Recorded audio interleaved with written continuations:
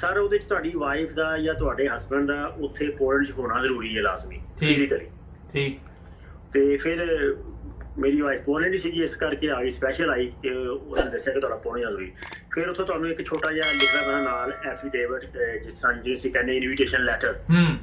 ਹਾਂ, ਉਹ ਆਪ ਲਿਖੇ ਤੇ ਉਹ ਜਿਸ ਘਰ 'ਚ ਰਹਿ ਰਹੀ ਉਹਦੇ ਵਾਲਦਨ ਦਾ ਉਹ ਲਿਖ ਦੇਣ ਕਿ ਅਸੀਂ ਆਪਣੇ ਸਨ ਇਨ ਲਾ ਨੂੰ ਅਸੀਂ ਇਨਵਾਈਟ ਕਰਨਾ ਚਾਹੁੰਦੇ ਸਾਡੇ ਕੋਲ। ਠੀਕ। ਜਾਂ ਬੀਵੀ ਆਪਣੇ ਤੌਰ ਤੇ ਲਿਖ ਲਵੇ। ਜਿੱਤ ਉਹ ਉਸ ਤੋਂ ਇਲਾਵਾ ਤੁਹਾਨੂੰ ਹੋਰ ਕਿਸੇ ਚੀਜ਼ ਦੀ ਕੋਈ ਜ਼ਰੂਰਤ ਨਹੀਂ ਹੈ। ਠੀਕ। ਹਾਂਜੀ, ਤੁਸੀਂ ਉਸ ਤੋਂ ਬਾਅਦ ਤੁਹਾਨੂੰ ਅਪੁਆਇੰਟਮੈਂਟ ਦੇਣਗੇ, ਲੇਕਿਨ ਫਿਰ ਦੁਬਾਰਾ ਰਿਪੀਟ ਕਰਾਂਗਾ, ਟੈਲੀਫੋਨ ਤੇ ਉਹਨਾਂ ਨੇ ਨਾ ਤੁਹਾਨੂੰ ਕੋਈ ਐਡਵਾਈਸ ਦੇਣੀ ਹੈ ਤੇ ਨਾ ਉਹਨਾਂ ਨੇ ਤੁਹਾਨੂੰ ਕੋਈ ਅਪੁਆਇੰਟਮੈਂਟ ਦੇਣੀ। ਐਵਰੀਥਿੰਗ ਈਮੇਲ ਦੇ ਜ਼ਰੀਏ ਹੋਣੀ ਹੈ। ਤੇ ਔਰ as a EU family member, ਚਾਹੇ ਤੁਸੀਂ ਉਹਦੇ ਹਸਬੈਂਡ ਹੋ ਜਾਂ ਵਾਈਫ ਹੋ ਸਟੇਟਸ ਤੇ, ਤੁਹਾਡਾ ਵੀਜ਼ਾ ਵੀ ਫ੍ਰੀ ਆਫ ਚਾਰਜ ਹੁੰਦਾ ਹੈ। ਉਹ ਜਿਹੜਾ ਪਾਕਿਸਤਾਨ 'ਚ ਕੋਈ 10, 12 ਜਾਂ 15,000 ਰੁਪਇਆ ਫੀਸ ਹੈ ਨਾ, ਐਜ਼ ਨੋਰਮਲ ਸ਼ੈਂਗਨ ਵੀਜ਼ਾ ਦੀ, ਉਹ ਤੁਸੀਂ ਉਹ ਤੋਂ ਐਗਜ਼ੈਂਪਟ ਹੁੰਦੇ ਹੋ। ਹਾਂਜੀ, ਇਹ ਵੀ ਕਾਈਂਡਲੀ ਰਿਮੈਂਬਰ। ਅੱਛਾ, ਤੁਸੀਂ ਹੋਰ ਵੀ ਕਿਸੇ ਐਮਬੈਸੀ 'ਚ ਰਾਬਤਾ ਕਾਇਮ ਕੀਤਾ ਕਿ ਸਿਰਫ ਪੋਲੈਂਡ ਦੀ 'ਚ ਕੀਤਾ? ਸਰ ਮੈਂ ਐਮਬੈਸੀ ਜਰਮਨ 'ਚ ਵੀ ਰਾਬਤਾ ਕੀਤਾ ਸੀ, ਮੈਂ ਹੰਗਰੀ 'ਚ ਕੀਤਾ, ਤੇ ਉਹਨਾਂ ਨੇ ਕਿਹਾ ਸੀ ਕਿ ਅੰਟਿਲ 30 ਸੈਪਟੈਂਬਰ ਕੋਵਿਡ ਦੀ ਵਜ੍ਹਾ ਨਾਲ ਸ਼ੈਂਗਨ ਵੀਜ਼ਾ ਬੰਦ ਹੈ। ਠੀਕ ਹੈ।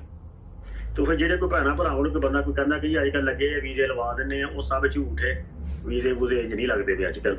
ਲੇਕਿਨ ਇਹਨਾਂ ਜੈਨੂਅਲ ਸਰਕਮਸਟਾਂਸਿਸ ਤੁਹਾਡੇ ਫੈਮਿਲੀ ਮੈਂਬਰਸ ਹੋਣ ਤੇ ਤੁਹਾਨੂੰ ਕਿਸੇ ਪਰੇਸ਼ਾਨੀ ਦੀ ਜ਼ਰੂਰਤ ਕੋਈ ਨਹੀਂ। ਆਪਣੀ ਮੁਤਲਕਾ ਅੰਬੈਸੀ ਨਾਲ ਰਿਲੇਟਿਡ, ਜ਼ਰੂਰੀ ਨਹੀਂ ਕਿ ਪੋਲੈਂਡ ਹੋਵੇ, ਕਿਸੇ ਹੋਰ ਕੰਟਰੀਜ਼ ਵੀ ਹੋਵੇ, ਅਗਰ ਤੁਹਾਡਾ EU ਫੈਮਿਲੀ ਮੈਂਬਰ ਉੱਥੇ ਹੈਗਾ ਤਾਂ ਤੁਸੀਂ ਆਪਣੀ ਪਰੇਸ਼ਾਨੀ ਦੂਰ ਕਰ ਸਕਦੇ ਹੋ। ਕੋਸ਼ਿਸ਼ ਕਰਨੀ ਚਾਹੀਦੀ। ਠੀਕ। ਹਾਂਜੀ ਸਰ। ਅੱਛਾ, ਇਹ ਦੱਸੋ ਉੱਥੋਂ ਜਦੋਂ ਤੁਸੀਂ ਪਾਕਿਸਤਾਨੋਂ ਜਦੋਂ ਪਲੇਨ ਲਿਆ ਤੇ ਉਹਨਾਂ ਨੇ ਤੇ ਨਹੀਂ ਕੋਈ ਪ੍ਰੋਬਲਮ ਕੀਤੀ? ਕਰਾਚੀ, ਲਾਹੌਰ ਜਿੱਥੋਂ ਵੀ ਬੈਠੇ ਉਹਨਾਂ ਨੇ ਜੀ ਪੁੱਛਿਆ ਜੀ, ਮੈਂ ਜੀ ਇਸਲਾਮਾਬਾਦ ਤੋਂ ਫਲਾਈ ਕੀਤਾ ਸੀ ਪਹਿਲੀ ਦਫਾ। ਅੱਛਾ। ਤੇ ਆਖਰੀ ਦਫਾ ਵੀ ਸਮਝ ਲਓ, ਕਿਉਂਕਿ ਮੈਂ ਦੁਬਾਰਾ ਸ਼ਾਇਦ ਟਰੈਵਲ ਨਹੀਂ ਕਰਨਾ ਚਾਹੁੰਦਾ। ਮਕਸਦ ਇਹ ਹੈ ਕਿ ਸਾਡਾ ਉੱਥੇ ਅਮਲਾ ਜ਼ਿਆਦਾ ਆਪਣਾ ਅਵੇਅਰ ਨਹੀਂ ਹੈਗਾ, ਹਾਲਾਤ ਵੀ ਚੇਂਜ ਹੁੰਦੇ ਨੇ। ਹੁਣ ਮੇਰਾ ਵੀਜ਼ਾ ਸੀਗਾ, ਉੱਥੇ ਲਿਖਿਆ ਸੀ C ਵੀਜ਼ਾ। C ਵੀਜ਼ਾ ਮਤਲਬ ਹੁੰਦਾ ਕਿ ਤੁਹਾਨੂੰ ਸ਼ੈਂਗਨ ਦਾ ਵਿਜ਼ਿਟ ਦਾ ਵੀਜ਼ਾ ਮਿਲ ਗਿਆ ਹੈ। ਉਹ ਹੁਣ ਮੈਨੂੰ ਇਹ ਪੁੱਛਣ ਕਿ ਤੁਹਾਨੂੰ ਵੀਜ਼ਾ ਮਿਲ ਕਿੱਦਾਂ ਗਿਆ ਜੀ, ਅੱਜ ਕੱਲ੍ਹ ਦੇ ਵੀਜ਼ੇ ਨਹੀਂ ਮਿਲਦੇ। ਮੈਂ ਉਹਨਾਂ ਨੂੰ ਸਮਝਾਇਆ ਵੀ ਕਿ ਮੈਂ ਇਸ ਤਰ੍ਹਾਂ ਫੈਮਿਲੀ ਮੈਂਬਰ ਆ ਫਲਾਨਾ, ਲੇਕਿਨ ਉਹਨਾਂ ਦਾ ਨੌਲੇਜ ਪੂਰਾ ਉੱਥੇ ਨਹੀਂ ਹੈਗਾ। ਤੁਸੀਂ ਆਪਣੇ ਆਪ ਤੇ ਜ਼ਹਿਨੀ ਤੌਰ ਤੇ ਹਰ ਚੀਜ਼, ਆਪਣੇ ਹਰ ਸਵਾਲ ਜਵਾਬ ਨੂੰ ਤਿਆਰ ਕਰਕੇ ਜਾਣਾ ਚਾਹੀਦਾ। ਤੁਹਾਨੂੰ ਪੁੱਛਣ ਤੇ ਤੁਸੀਂ ਸਮਝਾਉਣਾ ਵੀ ਉਹਨਾਂ ਨੂੰ। ਅੱਛਾ। ਹਾਂਜੀ, ਕਿਉਂਕਿ ਉਹਨਾਂ ਦੀ ਕੋਸ਼ਿਸ਼ ਹੁੰਦੀ ਕਿ ਬੰਦਾ ਥੱਲੇ ਲੈ ਜਾਵੇ। ਅੱਛਾ। ਮੈਨੂੰ ਉਹਨਾਂ ਨੇ ਪੁੱਛਿਆ ਜੀ ਤੁਹਾਡਾ ਵੀਜ਼ਾ C ਕੈਟਾਗਰੀ? ਮੈਂ ਕਿਹਾ ਜੀ ਮੈਨੂੰ ਤੇ ਨਹੀਂ ਪਤਾ, ਮੈਂ ਵਕੀਲ ਨਹੀਂ ਹੈਗਾ, ਤੁਸੀਂ ਮੈਨੂੰ ਸਮਝਾ ਦਿਓ ਕਿ C ਕੈਟਾਗਰੀ ਕੀ ਹੁੰਦਾ ਹੈ। ਤੇ ਜਵਾਬ ਉਹਨਾਂ ਦੇ ਕੋਲ ਵੀ ਕੋਈ ਨਹੀਂ ਸੀ। ਤੇ ਮੈਂ ਫਿਰ ਉਹਨਾਂ ਨੇ ਕਿਹਾ ਜੀ ਇਹ ਸਰਕਮਸਟੈਂਸ, ਇਸ ਤਰ੍ਹਾਂ ਵੀਜ਼ਾ ਲਿਆ ਤੇ ਇਹ ਮੇਰਾ ਸਭ ਕੁਛ ਹੈਗਾ। ਤੇ ਫਿਰ ਜਾ ਕੇ ਮੇਰੀ ਜਾਨ ਛੁੱਟੀ ਸੀ, ਉਹ ਵੀ ਉਹਨਾਂ ਨੇ ਮਜਬੂਰੀ ਛੱਡਿਆ ਮੈਂ। ਅੱਛਾ, ਨਹੀਂ ਤੇ ਉਹਨਾਂ ਨੂੰ ਤੁਸੀਂ ਕਿਹਾ ਨਹੀਂ ਗੂਗਲ 'ਚ ਜਾ ਕੇ ਚੈੱਕ ਕਰ ਲਓ, ਕੋਈ ਆਪਣੀ ਅਕਲ ਕੋ ਵੀ ਇਸਤੇਮਾਲ ਕਰ ਲਓ ਤੁਸੀਂ? ਜੀ ਉਹਨਾਂ ਨੂੰ ਤੁਸੀਂ ਇਸ ਤਰ੍ਹਾਂ ਇਤਨਾ ਵੀ ਕਹਿ ਦੇਣਾ ਕਿ ਜੀ ਇਹ ਇੰਝ ਹੈਗਾ, ਤੇ ਉਹ ਇਸ ਚੀਜ਼ ਨੂੰ ਆਪਣੀ ਈਗੋ ਦਾ ਆਪਣੀ ਮਸਲਾ ਬਣਾ ਕੇ ਸਾਨੂੰ ਤੁਸੀਂ ਦੱਸਣ ਵਾਲੇ ਕੌਣ ਹੁੰਦੇ? ਅੱਛਾ। ਹਾਂਜੀ ਭਾਈ, very frankly and very truly. ਮਤਲਬ ਪਿਆਰ ਮੁਹੱਬਤ ਨਾਲ ਨਹੀਂ ਉਹਨਾਂ ਕੋਲ ਵੀ ਤੁਸੀਂ ਕੰਮ ਕੱਢਣਾ ਵਾ? ਸਰ ਦੇਖੋ, ਤੁਸੀਂ ਜਾਣਾ ਆਪਣਾ ਸਫ਼ਰ ਕਰਨਾ, ਬਿਹਤਰ ਹੈ ਕਿ ਬੰਦਾ ਉੱਥੇ ਪੋਲਾਈਟ ਹੋ ਕੇ ਉਹਨਾਂ ਨੂੰ ਰਿਕੁਐਸਟ ਹੈ, ਹਾਂ ਵੀ ਆ ਦੇਖੋ ਡਾਕੂਮੈਂਟ ਚੈੱਕ ਕਰੋ, ਇਹ ਗਲਤ ਨਹੀਂ ਹੈ, ਸਹੀ ਹੈ। ਨਹੀਂ ਤੁਸੀਂ ਉਹਨਾਂ ਨੂੰ ਇੰਗਲੈਂਡ ਦਾ ਕਾਰਡ ਨਹੀਂ ਆਪਣਾ ਦਿਖਾਇਆ ਜਿਹੜਾ ਇੱਥੇ ਦਾ ਰੈਜ਼ੀਡੈਂਟ ਪਰਮਿਟ ਸੀ? ਉਹਨੂੰ ਮੈਂ ਵਿਖਾਇਆ, ਮੈਂ ਰੈਜ਼ੀਡੈਂਟ ਪਰਮਿਟ ਆ। ਉਹਨੇ ਪਹਿਲੇ ਇੱਕ ਬੰਦੇ ਨੇ ਮੇਰੇ ਕਾਗਜ਼ ਚੈੱਕ ਕੀਤੇ ਆ, ਲੈਂਡ 'ਚ ਲੱਗੇ ਜਦੋਂ ਉਦੋਂ। ਅੱਛਾ। ਜਿਹਨੂੰ ਕਿ ਅਸੀਂ ਏਅਰਲਾਈਨ ਦੀ ਬੋਰਡਿੰਗ ਤੋਂ ਪਹਿਲੇ।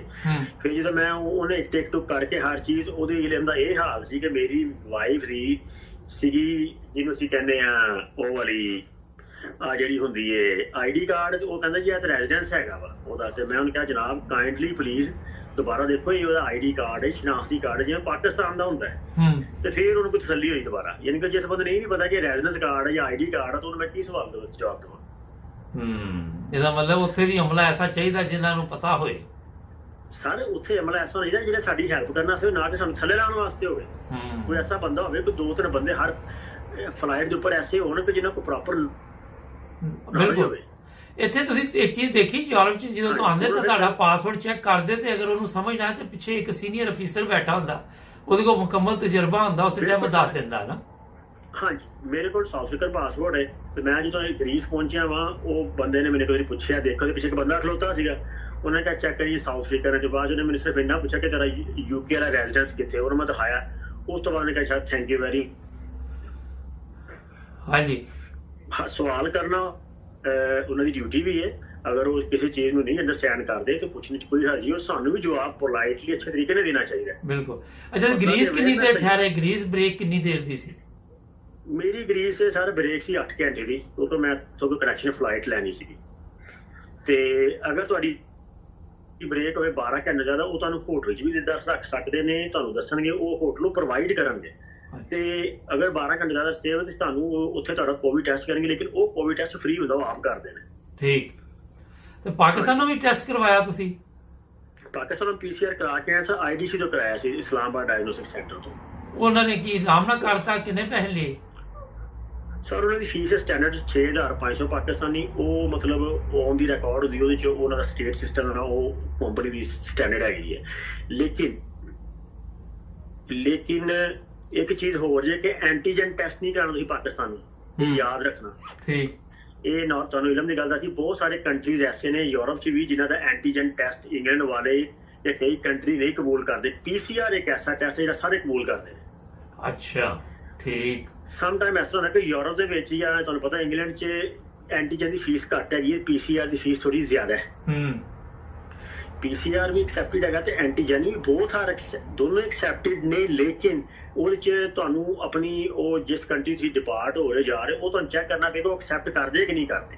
ਅੱਛਾ, ਮੈਨੂੰ ਇੱਕ ਚੀਜ਼ ਦੱਸਣਾ ਜ਼ਰਾ, ਤੁਸੀਂ ਇਸ ਟਾਈਮ ਪੋਲੈਂਡ ਦੇ ਵਿੱਚ ਜੇ, ਇੱਥੇ ਬੇਸ਼ੁਮਾਰ ਲੋਕੀ ਇਸ਼ਤਿਹਾਰ ਦਿੰਦੇ ਨੇ ਪਾਕਿਸਤਾਨ ਪੋਲੈਂਡ 'ਚ ਜੀ ਬੜੀ ਜ਼ਰੂਰਤ ਹੈ ਕੰਮ ਵਾਲੇ ਲੋਕਾਂ ਦੀ, ਇੱਥੇ ਕੋਈ ਪਾਕਿਸਤਾਨੀ ਨਜ਼ਰ ਆਉਂਦੇ ਨੇ ਜਿਹੜੇ ਇੰਜ ਵੀਜ਼ਿਆਂ ਤੇ ਆਉਂਦੇ ਨੇ? ਸਰ ਜੀ ਮੈਨੂੰ ਅੱਜ 12 ਦਿਨ ਹੋ ਗਏ ਤੇ ਮੈਂ ਹੈ ਤਾਂ ਇੱਕ ਪਾਕਿਸਤਾਨੀ ਨਹੀਂ ਵੇਖਿਆ ਤੇ ਇੱਕ ਏਸ਼ੀਅਨ ਵੀ ਨਹੀਂ ਵੇਖਿਆ। ਇਹ ਸਿਰਫ ਫਰਾਡ ਕਰ ਰਹੇ ਨੇ ਉੱਥੇ ਬਹਿ ਕੇ। ਸਰ ਪਤਾ ਨਹੀਂ ਕਿਤੇ ਉਹਨਾਂ ਨੇ ਕਿਤੇ ਆਲੂ ਜਾਂ ਟਮਾਟਰ ਪੁੱਟੇ ਹੋਣ ਖੇਤਾਂ 'ਚ, ਪਤਾ ਕੋਈ ਨਹੀਂ, ਲੇਕਿਨ ਸ਼ਹਿਰਾਂ 'ਚ। ਅੱਛਾ, ਜਿਹੜੇ ਪੋਲੈਂਡ ਦੇ ਲੋਕ ਨੇ ਆਪਣੇ, ਉਹ ਵੀ ਤੇ ਕੰਮ ਕਰਨ ਯੂਰਪ ਦੇ ਵਿੱਚ ਆਉਂਦੇ ਨੇ, ਅਗਰ ਇਦਾਂ ਹੀ ਉੱਥੇ ਅੱਛੀ ਜ਼ਿੰਦਗੀ ਹੋਏ ਤੇ ਆਪਣੇ ਮੁਲਕ 'ਚ ਕਿਉਂ ਨਾ ਕੰਮ ਕਰਨ? ਜਨਾਬ ਤੁਸੀਂ ਇਹ ਵੇਖੋ ਨਾ ਕਿ ਤੁਸੀਂ ਔਰ ਮੈਂ ਵੀ ਅਸੀਂ ਇੰਗਲੈਂਡ 'ਚ ਇਕੱਠੇ ਰਹਿ ਰਹੇ ਹਾਂ। ਹਾਂਜੀ। ਤੇ ਸਾਡੇ ਕੋਲ ਮੇਰਾ ਖਿਆਲ ਕਿ 30% ਜਿਹੜੀ population of Poland the young generation ਸਾਡੇ ਕੋਲ ਇੰਗਲੈਂਡ 'ਚ ਤੇ ਨਿਊਯਾਰਕ 'ਚ। ਬਿਲਕੁਲ। ਤੇ ਅਗਰ ਇਹਨਾਂ ਦੇ ਮੁਲਕ 'ਚ ਇਤਨੇ ਕੰਮ ਜਾਂ ਵਸਾਇਲ ਹੋਣ ਤੇ ਇਹ ਕਿਉਂ ਜਾਣ ਉੱਥੇ ਇੰਗਲੈਂਡ ਜਾਂ ਨਿਊਯਾਰਕ? ਹਾਂ, ਇਹ ਬੜੀ ਅੱਛੀ ਗੱਲ ਤੁਸੀਂ ਦੱਸੀ। ਨਿਊਯਾਰਕ ਜਾਂ ਇੰਗਲੈਂਡ ਤੁਸੀਂ ਮਿਨੀ ਪੋਲ ਨਹੀਂ ਕਹਿ ਸਕਦੇ ਇਸ ਟਾਈਮ ਆਫਟਰ ਪਾਕਿਸਤਾਨ। ਹਾਂਜੀ। ਅੱਛਾ, ਥੋੜਾ ਜਿਹਾ ਪੋਲੈਂਡ ਦੀ ਜ਼ਿੰਦਗੀ ਦੇ ਬਾਰੇ ਦੱਸੋ ਕਿ ਤੁਸੀਂ ਇੱਥੇ ਆਉਂਦੇ ਜਾਂਦੇ ਰਹਿੰਦੇ ਜੇ, ਤੇ ਇੱਥੇ ਦਾ ਜਿਹੜਾ ਰਹਿਣ ਸਹਿਣ ਹੈ ਸਸਤਾ ਹੀ ਹੈ ਦੂਜੇ ਯੂਰਪ ਦੇ ਮੁਮਾਲਕ ਨਾਲੋਂ? ਸਰ ਜੀ ਇੱਥੇ ਮੈਂ ਸਮਝਦਾ ਕਿ ਅਗਰ ਤੁਸੀਂ ਕਾਸਟ ਆਫ ਜਿਹੜੀ ਆਪਣੀ ਲਿਵਿੰਗ ਨੂੰ ਆਪਣੇ ਅਰਨਿੰਗ ਦੇ ਹਿਸਾਬ ਨਾਲ ਅਗਰ ਕੰਪੇਅਰ ਕਰੋਗੇ ਤੇ ਇਹ ਇੰਨਾ ਐਕਸਪੈਂਸਿਵ ਜਿੰਨਾ ਲੰਡਨ ਹੈਗਾ। ਅੱਛਾ। ਉਹਦੀ ਵਜ੍ਹਾ ਕਿ ਜਿਹੜੀ ਡੇਲੀ ਲਾਈਫ ਦੀ ਚੀਜ਼ਾਂ ਖਾਣ ਪੀਣ ਵਾਲੀਆਂ ਨੇ ਨਾ ਉਹ ਐਕਸਪੈਂਸਿਵ ਨੇ, ਕਿਉਂਕਿ ਤੁਹਾਨੂੰ ਹੁਣ ਜੇ ਅਗਰ ਆਮ ਸੈਲਰੀ ਤੁਸੀਂ ਕੰਪੇਅਰ ਕਰਦੇ ਯੂਕੇ ਦੀ ਜਾਂ ਪੋਲੈਂਡ ਦੀ, ਉਹਦਾ ਡਿਫਰੈਂਸ ਹੈਗਾ, ਮਿਨੀਮਮ ਵੇਜ ਦਾ ਵੀ ਡਿਫਰੈਂਸ ਹੈ। ਰਿਹਾਇਸ਼ ਸਸਤੀ ਜ਼ਰੂਰ ਹੈਗੀ ਹੈ, ਰਿਹਾਇਸ਼ ਤੁਹਾਨੂੰ ਸਸਤੀ ਮਿਲ ਜਾਏਗੀ, ਲੇਕਿਨ ਤੁਸੀਂ ਇਹ ਵੇਖਣਾ ਕਿ ਤੁਹਾਨੂੰ ਇੱਥੇ ਜੌਬ ਵਿੱਚ 400-500 ਯੂਰੋ ਤੋਂ ਵੱਡੀ ਨਹੀਂ ਮਿਲਣੀ। ਅੱਛਾ, ਇਹ ਇੱਕ ਗੱਲ ਬੜੀ ਜ਼ਬਰਦਸਤ ਸੀ ਕਿ KFC 'ਚ ਜਾਂ ਮੈਕਡੋਨਲਡ 'ਚ ਸਟੈਂਡਰਡ ਗੱਲ ਕਰਦਾ ਨਾ। ਹਾਂ, ਉੱਥੇ ਪਾਕਿਸਤਾਨ ਇਸ਼ਤਿਹਾਰ ਦਿੰਦੇ ਨੇ ਕਿ ਰਮੀਨੀਆ ਦੇ ਵਿੱਚ ਜੀ ਅਸੀਂ ਤੁਹਾਨੂੰ 1500 ਤਨਖਾਹ ਦੇ ਉੱਤੇ ਲੈ ਕੇ ਜਾਵਾਂਗੇ। ਸਰ ਮੈਂ ਮਾਦਰਤ ਨਾਲ ਐਕਸਕਿਊਜ਼ ਮਾਈ ਲੈਂਗੁਏਜ ਕਿ ਉਹ ਸਭ ਫਰਾਡ ਕਰਦੇ ਨੇ, ਝੂਠ ਬੋਲ ਰਹੇ ਨੇ, ਤੁਹਾਨੂੰ ਸਬਜ਼ ਬਾਗ ਦਿਖਾ ਰਹੇ ਨੇ ਔਰ ਤੁਹਾਡਾ ਫਿਊਚਰ ਖਰਾਬ ਕਰ ਰਹੇ ਨੇ। ਸਿੱਧੀ ਗੱਲ। ਬਿਲਕੁਲ। 1500 ਯੂਰੋ ਪੜ੍ਹੇ ਲਿਖੇ ਨਹੀਂ ਮਿਲਦੀ ਪਈ, ਬੜੀ ਰਕਮ ਹੈ ਯੂਰਪ, ਇਸ ਯੂਰਪ ਦੇ ਵਿੱਚ। ਜਾਬ ਉਹਨੂੰ ਕਹੋ ਨਾ ਜੇ ਸਮਝ ਲੈ ਕਿ ਸਰ ਤੁਸੀਂ ਇਹ ਵੇਖੋ ਕਿ ਇੱਕ ਜਾਬ ਹੈ ਮੈਕਡੋਨਲਡ ਦੀ ਜਾਂ KFC ਦੀ, ਉੱਥੇ ਤੁਸੀਂ 40 ਘੰਟੇ ਕੰਮ ਕਰਦੇ ਹੋ, UK ਜਾਂ 45 ਘੰਟੇ ਤੋਂ ਅਕਾਊਂਟ ਲੱਭ ਹੀ ਜਾਂਦਾ ਮਹੀਨੇ ਦਾ। ਹਾਂਜੀ, ਠੀਕ ਹੈ ਜੀ। ਤੁਹਾਨੂੰ ਇੱਥੇ ਲੱਭੇਗਾ ਤੁਹਾਨੂੰ 400 ਯੂਰੋ। ਤੁਹਾਡਾ ਡਿਫਰੈਂਸ ਉੱਥੇ 600 ਯੂਰੋ ਤੋਂ ਘੱਟ ਗਿਆ। ਤੁਹਾਨੂੰ ਕਿਸੇ ਸੂਰਜ ਤੁਸੀਂ ਘੰਟੇ ਕੰਮ ਕਰ ਲਓ, ਤੁਸੀਂ 1500 ਯੂਰੋ ਨਹੀਂ ਕਮਾ ਸਕਦੇ ਮੈਕਡੋਨਲਡ ਜਾਂ KFC ਦੇ ਪੋਲੈਂਡ ਦੇ ਵਿੱਚ, ਰੋਮਾਨੀਆ 'ਚ। ਅਗਰ ਇਹ ਲੋਕ 1500 ਯੂਰੋ ਕਮਾਉਂਦੇ ਨੇ, 1000 ਯੂਰੋ ਵੀ ਕਮਾਉਂਦੇ ਨੇ, UK ਨਾ ਜਾਣ। ਹਾਂ, ਬੜੀ ਅੱਛੀ ਗੱਲ ਕੀਤੀ ਤੁਸੀਂ। ਅੱਛਾ, ਥੋੜਾ ਜਿਹਾ ਪਾਕਿਸਤਾਨ ਨੂੰ ਤੁਸੀਂ ਆਏ ਜੇ, ਮੈਂ ਕਿਉਂ ਵੀ ਪੁੱਛ ਰਹੇ ਹਾਂ ਪਾਕਿਸਤਾਨ ਤੱਕ ਕੋਈ ਉਹ ਤਬਦੀਲੀ ਨਜ਼ਰ ਆਈ? ਬੜਾ ਸ਼ੋਰ ਇਮਰਾਨ ਖਾਨ ਨੇ ਪਾਇਆ, ਮੈਂ ਕਿਹਾ ਤੁਸੀਂ ਤਾਜ਼ਾ ਆਏ, ਤੁਹਾਨੂੰ ਵੀ ਪੁੱਛ ਰਹੇ ਹਾਂ। ਸਰ ਪਾਕਿਸਤਾਨ ਅੱਲਾ ਦੀ ਆਸਤੇ ਦੁਆ ਕਰ ਸਕਦੇ ਆ। ਮੈਂ ਇਮਰਾਨ ਖਾਨ ਨੂੰ ਪਸੰਦ ਨਹੀਂ ਕਰਦਾ ਮੈਂ ਐਜ਼ ਏ ਪਰਸਨੈਲਿਟੀ, ਲੇਕਿਨ ਜਿਹੜੇ ਮੁਲਕ ਦੇ ਸਰਕਮਸਟੈਂਸਿਸ ਨੇ sir, they are not good ਜੈਨੂਅਲੀ। ਕੋਈ ਬੰਦਾ ਮੈਂ ਵੇਖਾਂਗਾ ਜੈਨੂਅਲੀ ਇਸ ਤਰੀਕੇ ਨਾਲ ਕਿ ਗਰਾਊਂਡ ਲੈਵਲ ਤੇ ਖਾਣ ਪੀਣ ਦੀਆਂ ਚੀਜ਼ਾਂ, ਕੋਈ ਬਿਜਲੀ ਦੇ ਬਿੱਲ, ਕੋਈ ਇਹ ਚੀਜ਼ਾਂ ਸਾਨੂੰ ਕੀ ਸਬਸਿਡੀ ਜਾਂ ਰਿਲੀਫ ਹੈਗਾ ਆਵਾਮ ਨੂੰ, ਤੇ ਸਰ ਉਹ ਜ਼ੀਰੋ ਜੇ। ਜਿਸ ਬੰਦੇ ਨੇ ਰੋਜ਼ ਦਿਹਾੜੀ ਦਾ 700 ਰੁਪਇਆ ਕਮਾਣਾ ਨਾ ਜਾਂ 1000 ਰੁਪਇਆ ਕਮਾਣਾ, ਉਹਨੇ ਸਿਰ ਰੋਟੀ ਖਾਣੀ ਜੇ, ਉਹਨੇ ਖਾਬ ਦੇਖਣੇ ਬਸ, ਹੋਰ ਕੁਝ ਨਹੀਂ। ਅੱਛਾ, ਕਿੰਨੀ ਦੇਰ ਤੁਸੀਂ ਪਾਕਿਸਤਾਨ ਰਹੇ ਸਰ? ਸਰ ਮੈਂ ਫੈਬਰੀ 5 ਤੋਂ ਲੈ ਕੇ ਤੇ ਅਗਸਤ 15 ਤੱਕ। ਅੱਛਾ, ਤੇ ਉੱਥੇ ਲੋਕਾਂ ਕਿਹਾ ਨਹੀਂ ਕਿ ਅਸੀਂ ਵੀ ਬਾਹਰ ਜਾਣਾ ਵਾ, ਆ ਕੇ ਉਹ ਖਲੋ ਜਾਂਦੇ ਨੇ, ਮਸ਼ਵਰੇ ਪੁੱਛਦੇ ਨੇ, ਕੋਈ ਮਿਲਿਆ ਤੁਹਾਨੂੰ ਵੀ? ਸਰ ਢੇਰ ਸਾਰੇ ਆਉਂਦੇ ਨੇ, ਤੇ ਲੇਕਿਨ ਉਹ ਗੱਲ ਹੋਈ ਕਿ ਅਗਰ ਬੰਦੇ ਨੂੰ ਚੰਗਾ ਮਸ਼ਵਰਾ ਦੋ ਤੇ ਉਹ ਵੀ ਇੱਕ ਸਦਕਾ ਹੁੰਦਾ ਹੈ। ਹਾਂ, ਬੜੀ ਜ਼ਬਰਦਸਤ ਗੱਲ। ਮੈਂ ਉਹਨਾਂ ਨੂੰ ਸਿਰਫ ਇੱਕ ਰਿਕੁਐਸਟ ਕਰਦਾ ਹੁੰਦਾ, ਅਗਰ ਤੁਹਾਨੂੰ ਕੋਈ ਜੈਨੂਅਲੀ ਪੋਸੀਬਲ ਕੋਈ ਸਿਸਟਮ ਬਣਦਾ ਹੈ ਜਾਂ ਤੁਸੀਂ ਸਟੱਡੀ ਕਰ ਰਹੇ ਹੋ ਤਾਂ ਸਟੂਡੈਂਟ ਵੀਜ਼ਾ ਅਪਲਾਈ ਕਰ ਲਓ, ਲੇਕਿਨ ਪਲੀਜ਼ ਪਲੀਜ਼ ਪਲੀਜ਼ ਕਾਈਂਡਲੀ ਇਹ ਏਜੰਟਾਂ ਦੇ ਕੋਲ ਤੇ ਇਹ ਝੂਠਿਆਂ ਬੰਦਿਆਂ ਕੋਲ ਜਾ ਕੇ ਆਪਣੇ ਬਜ਼ੁਰਗਾਂ ਦਾ, ਆਪਣੇ ਘਰਾਂ ਦਾ ਪੈਸਾ ਤੇ ਵਕਤ ਨਾ ਬਰਬਾਦ ਕਰੋ ਤੇ ਨਾ ਟੈਨਸ਼ਨ ਲਵੋ, ਉਹਦੇ ਨਾਲ ਉੱਥੇ ਚੰਗੀ ਮਿਹਨਤ ਕਰ ਲਓ। ਇਹ ਬੜੀ ਜ਼ਬਰਦਸਤ ਗੱਲ ਤੁਸੀਂ ਕੀਤੀ। ਤੇ ਕੀ ਵਜ੍ਹਾ ਹੈ, ਸਾਡੇ ਲੋਕਾਂ ਨੂੰ ਕੀ ਬਿਮਾਰੀ ਹੈ ਕਿ ਉਹ ਫਿਰ ਵੀ ਜਾ ਕੇ ਫਸ ਜਾਂਦੇ ਨੇ, ਫਿਰ ਬਾਅਦ ਚੋਂ ਸਾਰੇ ਦੇ ਮਲਟੀਪਲ ਫੈਕਟਰਸ ਨੇ। ਸਟ੍ਰੈਸ ਹੈਗੀ ਹੈ, ਯੰਗ ਜਨਰੇਸ਼ਨ ਕਹਿੰਦੀ ਮੈਂ ਕੁਝ ਕਰਾਂ, ਬਾਹਰ ਨਿਕਲਾਂ, ਮਿਹਨਤ ਉੱਥੇ ਵੀ ਕੀਤੀ ਜਾ ਸਕਦੀ, ਉਹ ਨਹੀਂ ਕਰ ਸਕਦੇ, ਉੱਥੇ ਮਿਹਨਤ ਕਰਕੇ ਕਹਿੰਦੇ ਸ਼ਾਮੀ 500 ਰੁਪਏ ਕਮਾਈਦਾ ਹੈ। ਤੇ ਫਿਰ ਦੂਸਰਾ ਯੂਰਪ ਦੇ, ਇੰਗਲੈਂਡ ਦੇ ਜਾਂ ਬਾਹਰ ਦੇ ਖਾਬ ਸਹਾਨੇ ਸੋਹਣੇ ਲੱਗਦੇ ਦੂਰੋਂ ਦੂਰੋਂ, ਹਾਲਾਂਕਿ ਇੱਥੇ ਵੀ ਲਾਈਫ ਈਜ਼ੀ ਨਹੀਂ, ਇੱਥੇ ਤੁਸੀਂ ਮਿਹਨਤ ਕਰੋਗੇ ਤੇ ਸਰਵਾਈਵ ਕਰੋਗੇ, ਉੱਥੇ ਤੇ ਫਿਰ ਮਾਂ ਪਿਓ ਚੁੱਕ ਲੈਂਦੇ ਨੇ। ਹਾਂਜੀ, ਏਡੀ ਆਸਾਨ। ਤੁਹਾਨੂੰ ਕਿੰਨੀ ਦੇਰ ਹੋ ਗਈ ਯੂਰਪ ਦੇ ਵਿੱਚ ਸਰ? ਸਰ ਮੈਨੂੰ ਯੂਕੇ ਛੱਡ 15 ਸਾਲ ਹੋ ਗਏ। 15 ਸਾਲ ਜ਼ਿੰਦਗੀ ਦੇ ਇੱਥੇ ਗੁਜ਼ਾਰ ਦਿੱਤੇ ਤੁਸੀਂ? ਹਾਂਜੀ ਜੀ, best time of the life young age ਚਾਹੇ ਤਾਂ ਯੰਗ ਏਜ ਬੈਸਟ ਟਾਈਮ ਹੁੰਦਾ ਹੈ। ਅੱਛਾ, ਬਿਲਕੁਲ, ਇਹ ਤੇ ਠੀਕ ਤੁਸੀਂ ਕਹੀ ਗੱਲ। ਅੱਛਾ ਜੀ, ਤੁਸੀਂ ਇਹ ਦੱਸੋ ਕਿ ਸਾਨੂੰ ਫੋਨ ਕੀਤਾ, ਅਸੀਂ ਤੁਹਾਨੂੰ ਫਿਰ ਮਸ਼ਵਰਾ ਦਿੱਤਾ, ਅਸੀਂ ਲੋਕਾਂ ਦੀ ਖਿਦਮਤ ਲਈ ਇੱਥੇ ਬੈਠੇ ਦੇ ਆ, ਔਰ ਮੈਂ ਤੁਹਾਨੂੰ ਜਾਣਦਾ ਨਹੀਂ, ਮੁਲਾਕਾਤ ਨਹੀਂ ਹੋਈ ਦੀ ਤੁਹਾਡੇ ਨਾਲ ਨਾ?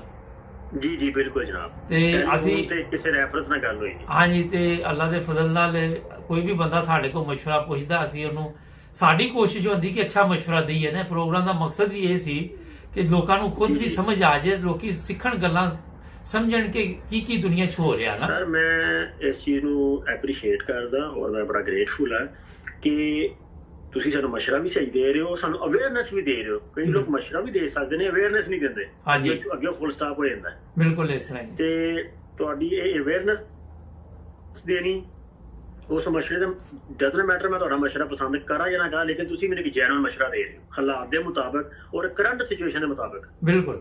ਤੇ ਅਸੀਂ ਖਿਦਮਤ ਹੀ ਕਹਾਂਗੇ, ਫੀਸ ਵੀ ਲਾ ਲਿਆ ਔਰ ਇੱਕ ਅੱਛਾ, ਇੱਕ ਸਾਡਾ ਇੱਕ ਪਾਕਿਸਤਾਨੀ ਭਰਾ ਸਾਡੇ ਵਾਸਤੇ ਬੈਠਾ ਹੈ, ਤੇ ਪ੍ਰਦੇਸ਼ ਦੇ ਵਿੱਚ ਚੀਜ਼ਾਂ ਕਿ ਨਿਹਮਤ ਹੁੰਦੀਆਂ ਨੇ, ਇਹ ਬਲੈਸਿੰਗਸ ਹੁੰਦੀਆਂ ਨੇ, ਅਗਰ ਤੁਹਾਨੂੰ ਕੋਈ ਅੱਛਾ ਗਾਈਡ ਕਰ ਰਹੇ ਹੋ। ਹਾਂਜੀ, ਤੁਸੀਂ ਫੈਸਲਾਬਾਦ ਤੋਂ ਵੀ ਮੈਨੂੰ ਫੋਨ ਕੀਤਾ ਤੇ ਮੁਲਾਕਾਤ ਵੀ ਨਹੀਂ, ਮਗਰ ਫਿਰ ਵੀ ਅਸੀਂ ਅੱਲਾ ਦੇ ਫਜ਼ਲ ਨਾਲ ਜੋ ਵੀ ਇਨਸ਼ਾਅੱਲਾ will see you very soon ਮਿਲਾਂਗੇ ਵੀ। ਤੇ ਅੱਜ ਤੁਸੀਂ ਖੈਰਫੀਅਤ ਨਾਲ ਇੰਗਲੈਂਡ ਪਹੁੰਚੋ, ਫਿਰ ਆਪਣਾ ਇਨਸ਼ਾਅੱਲਾ ਤੁਹਾਡੇ ਨਾਲ ਮੁਲਾਕਾਤ ਹੋਏਗੀ। ਤੁਹਾਡਾ ਬਹੁਤ ਸ਼ੁਕਰੀਆ, ਫਿਰ ਤੁਹਾਡਾ ਰਾਬਤਾ ਹੋਏਗਾ। ਤੁਹਾਡਾ ਵੀ ਬਹੁਤ ਸ਼ੁਕਰੀਆ ਜੀ। Thank you. ਨਾਜ਼ਰੀਨ, ਇੱਕ